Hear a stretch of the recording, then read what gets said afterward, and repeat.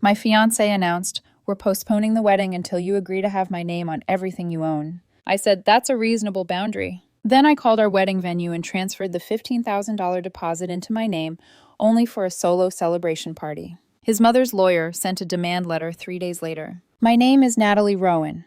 I'm 34 years old, and before that week, I believed betrayal had to be loud to matter. I thought it came with raised voices, something visible, something you could point to and say, "This is where it broke." I was wrong. Sometimes it arrives quietly. It sounds reasonable.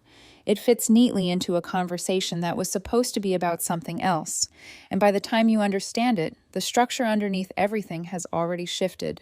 Adrian and I had been together for nearly 4 years, long enough that our lives had already started to merge without us noticing the exact moment it happened. We had routines, shared plans, and a wedding that had moved far past the idea stage. It was real, a venue, deposits, guest lists, vendor calls, family involvement on both sides, the kind of forward motion that makes everything feel settled before it actually is. From the outside, we looked stable, the kind of couple people didn't question. No drama, no visible cracks, just something steady enough that everyone assumed it would last. For a long time, I believed that too. Most of what I owned had been built before Adrian came into my life. Not suddenly. Not through luck. Through time, discipline, and decisions that didn't depend on anyone else. He knew that from the beginning. I never hid it, and I never made it a condition of anything. It was just part of my reality. And for most of our relationship, he never challenged it, at least not directly. Looking back, I understand that silence differently now. It wasn't agreement, it was timing. Some people wait until the moment carries enough weight that it becomes harder to say no, until emotion, commitment, and expectation are all aligned in their favor. That moment came on a night that felt completely ordinary. We were sitting at the table going over wedding details, numbers, final adjustments, small decisions that didn't feel important on their own. Then Adrian set his phone down and shifted the conversation as if the next part had already been decided. "We're postponing the wedding until you agree to have my name on everything you own." There was no hesitation in his voice, no uncertainty, not even a suggestion that this was something to discuss. It was presented as a condition. I asked him why. He said it didn't make sense to move forward unless everything was fully shared first. He used words like trust, alignment, building something properly. On the surface, it sounded reasonable, but the structure underneath it was simple. Agree to this and the wedding continues. Refuse and it doesn't. I asked him, "Do you actually think that's reasonable?" "Yes," he said. No pause. That was the moment something settled in me. If he had hesitated, maybe I would have tried to understand it differently. But certainty meant this wasn't new. He had already decided this made sense. He believed the wedding, the timing, the money already spent, the families involved, would be enough to push me into agreement. He expected a reaction. Anger. An argument. Something emotional he could respond to. Instead, I said, "That's a reasonable boundary." I saw the shift immediately. Subtle, but there. His shoulders relaxed. His expression softened. He thought the difficult part was over. He thought I had agreed. What he didn't understand was that recognizing something clearly is not the same as accepting it. The rest of the evening moved forward like nothing had changed. He brought up catering details. I answered. Calm, measured, no confrontation. Because reacting would have helped him. Emotion can be redirected. Clarity can't. Later that night, when everything was quiet, I replayed the conversation carefully. Not to argue with it, to understand it. He hadn't asked for reassurance. He had tied progress to access. That changed everything. Once I saw it that way, the confusion disappeared. I picked up my phone and called the venue. The coordinator answered, recognized my name, and pulled up the booking. I asked a specific question, whether the deposit was tied strictly to a wedding or to the reservation itself under the contract. She checked, then gave me the answer that mattered. The deposit was tied to the booking. The event could be adjusted within the agreement as long as the changes were documented and the contract was updated properly. It wasn't automatic, but it was possible. I asked a few more practical questions. What would change if the ceremony was removed? What needed to be revised? What could stay? By the time I ended the call, I wasn't upset. I was clear. Adrian thought he had put the future on hold until I agreed to his terms. He didn't realize I had already started redefining what that future was. I didn't sleep much that night, not because I was panicking. Once I understood what Adrian had actually done, my mind stopped spiraling and started organizing. There is a difference between being hurt and being unclear. I was hurt, yes, but I was no longer unclear. By morning, I knew exactly what mattered. The wedding itself was no longer the center of the problem. The problem was that Adrian had treated it like leverage. He had looked at everything already in motion. The venue, the money, the families, the momentum of a wedding people were already expecting, and decided it was useful pressure. He believed all of that would make it harder for me to refuse him. What he did not understand was that once I saw that clearly, the wedding stopped holding me in the same way. I was not going to protect the ceremony so fiercely that I handed over the structure of my life to preserve it. At 9 the next morning, I called the venue again. The coordinator recognized my name immediately. Her voice was warm, polished, and completely untouched by the fact that my future had tilted overnight. I appreciated that more than I expected. It kept the conversation practical. I told her I wanted to discuss modifying the booking. Not canceling, modifying. She pulled up the contract and asked what kind of change I had in mind. I chose my words carefully.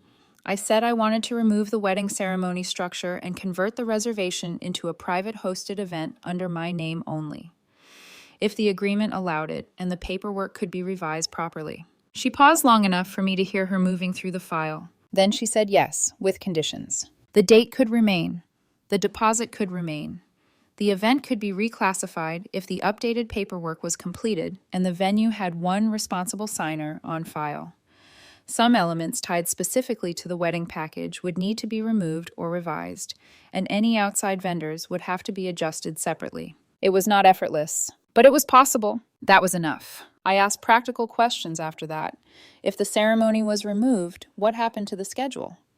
If the head count changed, how would that affect catering through the venue? If I transferred the booking into my name alone, what documentation would they need from me? I wrote everything down. By the end of the call, I had not transformed anything yet, but I had a path, and it was a real one. It existed inside the contract, the deposit, and the structure already in place.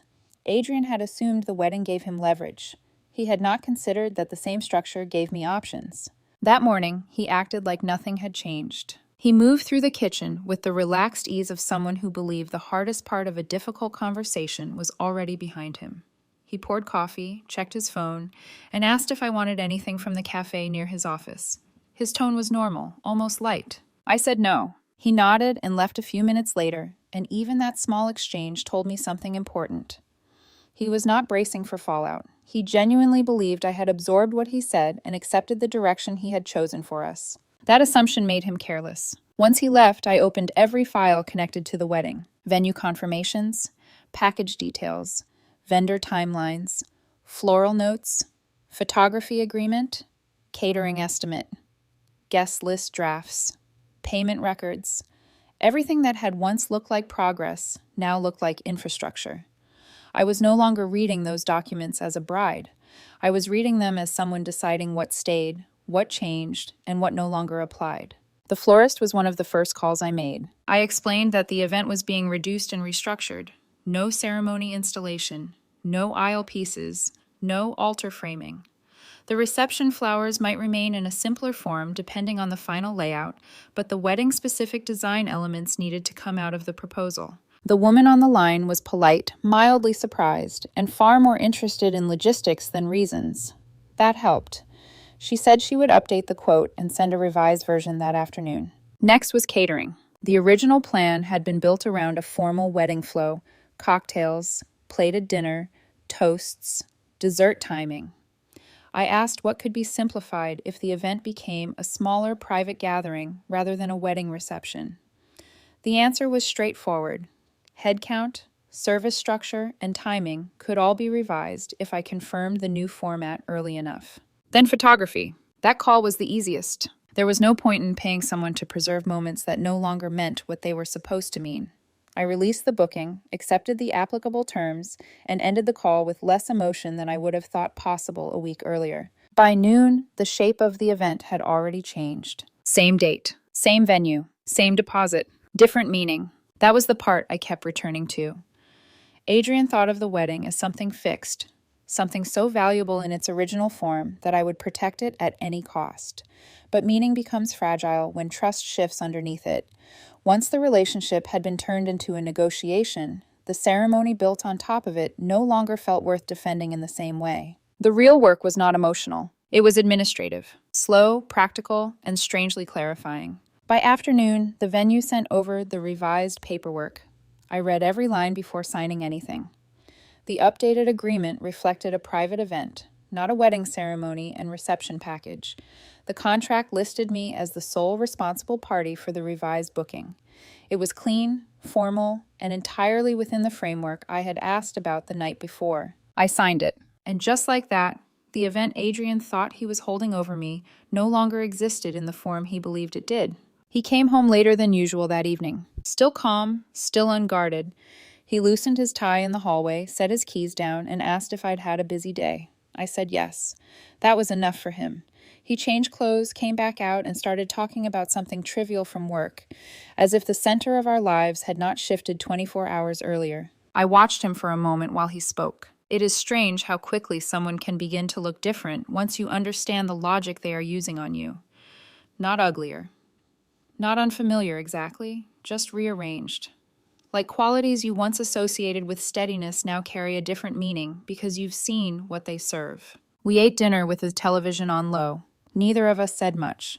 I think he interpreted my quiet as processing, maybe even acceptance. He still had no reason to believe otherwise. The next evening, he brought it up again. Not dramatically, not with apology.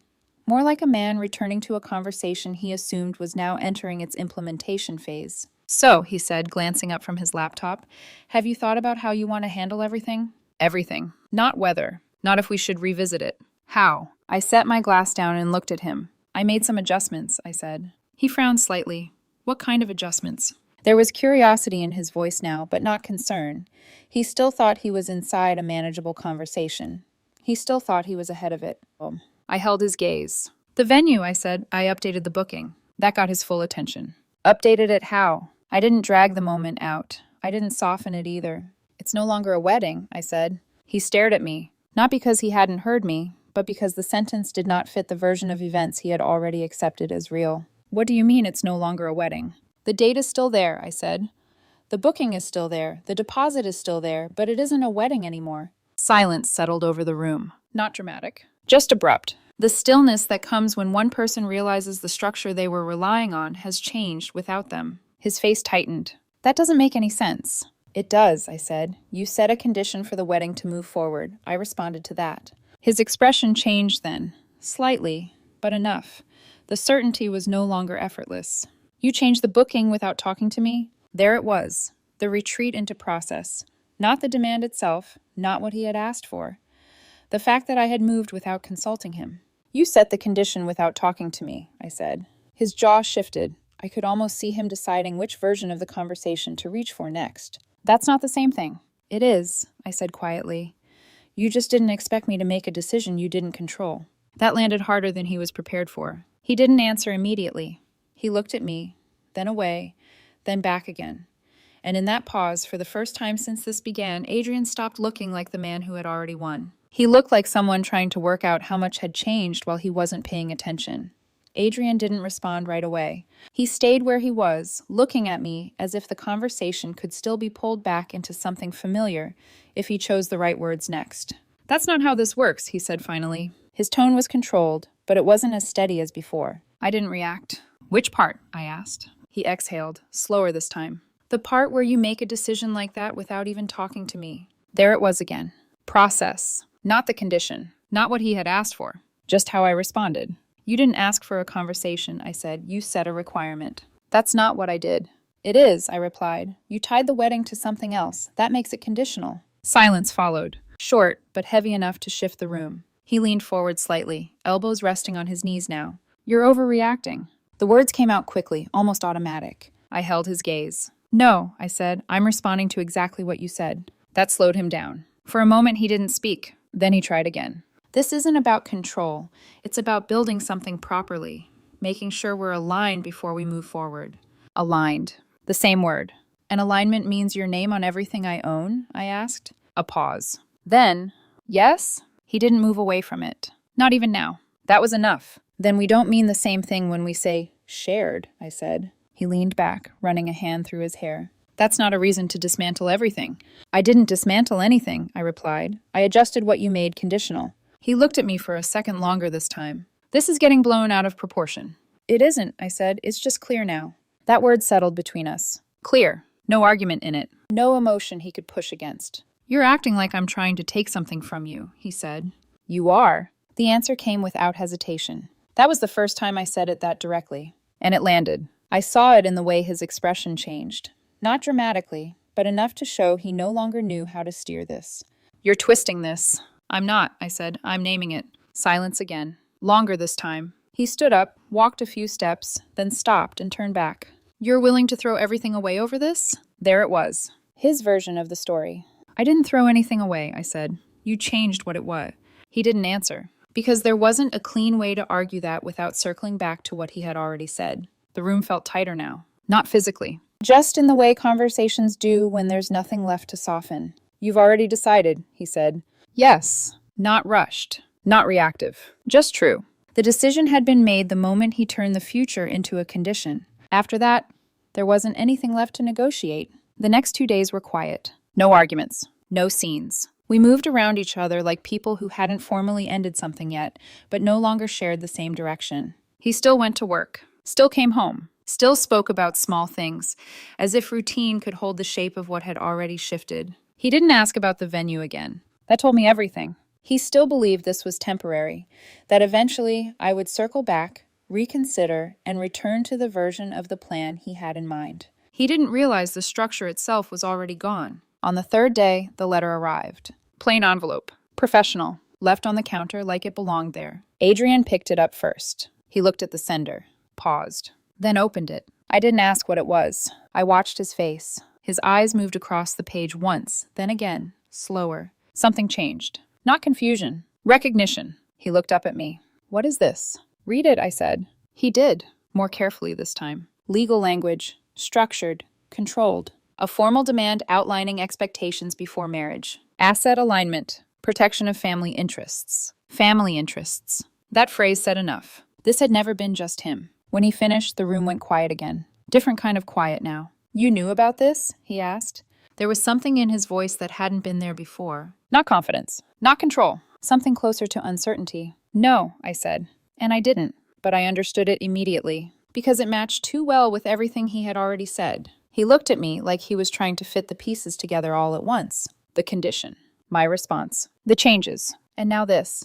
That's why you were so certain, I said. He didn't answer. He didn't need to. The truth was already there. Not said, but clear. A few hours later, his mother called. I let it ring once before answering. Natalie, she said, her voice controlled, we need to talk about what you've done. Not what happened. Not what changed. What you've done. I'm listening, I said.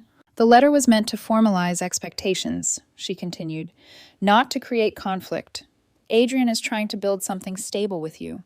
This kind of structure is normal when families are involved. Normal. I looked out the window for a second before answering. There's nothing to formalize anymore, I said. Silence. What does that mean? It means there's no marriage to prepare for. Her tone shifted, tighter now. You're overreacting.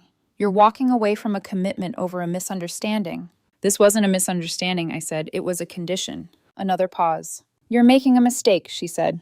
No, I replied. I'm correcting one. And then I ended the call. After that, everything moved quietly. No announcements. No public fallout. Plans disappeared. Names were removed. Conversations stopped. 3 weeks later, the date we had originally chosen arrived. The venue was still there. The deposit was still applied. The space looked exactly the same, but the meaning of it had changed. Completely. I stood there for a moment before the event began. Not in a wedding dress. Just myself. Present. Clear. Unattached. The light came through the windows the same way it always had. The space still held that quiet elegance that once made it feel like the perfect place to begin something permanent. Now it felt like something else. Not an ending. A correction that came early enough. People came. Not many. Only the ones who mattered. There was no ceremony. No vows. No performance. Just a gathering. Simple. Real. And for the first time since all of this started, nothing about it felt uncertain. Because nothing in it was conditional. Later that night, when the space was empty again, I stood there for one last moment, not thinking about Adrian, not replaying anything. Just still. I didn't lose a wedding. I didn't lose a future. I stepped out of something that had already stopped being real. And that was never a loss.